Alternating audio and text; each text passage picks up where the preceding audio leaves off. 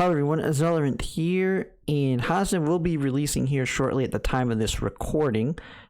She is a unit that I know a lot of people are not really looking into at this point. I've already kind of gone over her kit, and I'll go ahead and put that video in my description.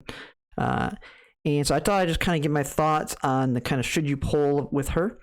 So just kind of a quick look at what her kit is. It's just a really quick thought. It all revolves around this debuff fragrance that she can apply on the enemies, and they are in quite a few of her skills for getting it onto multiple enemies through the group.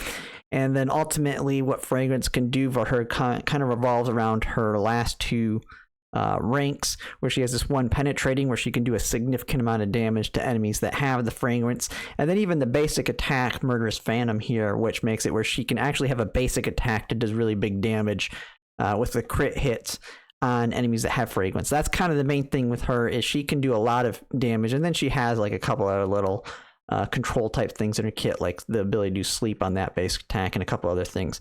But that's kind of the big thing with her. There's nothing that really sets her apart from other DPSs. I mean, we just had August that came out, and if you had to compare August to her, August blows her out of the water in terms of the ability to do a lot of damage to enemies, just quite significantly. Then we had Sophia right before him, and she's really good. She can do a lot of damage, and she has a unique way within her kit to do damage or alter how she does damage, where she can like switch her class, or she has her little summon that she could put out there that can make it where she can easily move around the field, high mobility. So you have that part. We just had really good DPSs, so she really didn't outclass them. So you've probably already pulled Sophia or August, so you don't really need that big DPS at this point.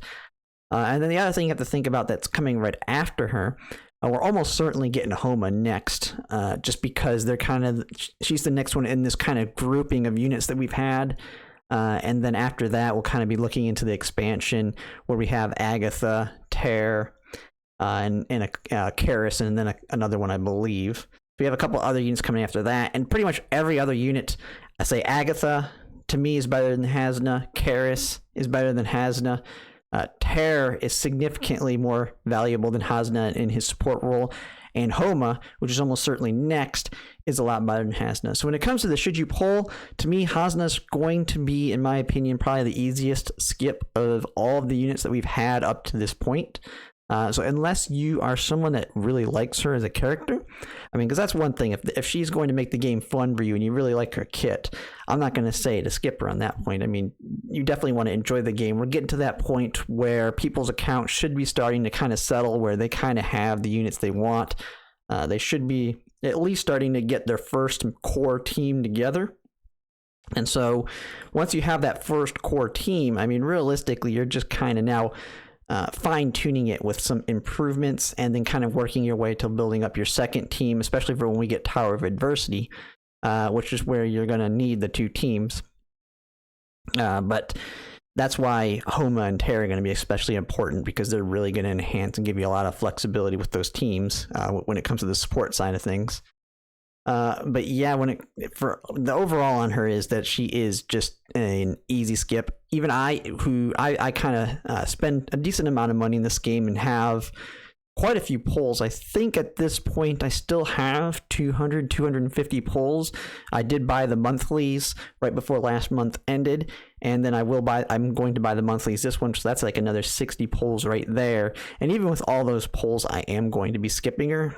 So I don't know if I'll be streaming tomorrow, but even if I do stream tomorrow, there won't be any pulls within that video, because I'm not going to be pulling for Hasna, just because I'm definitely wanting to make sure I can get Homa and Tear.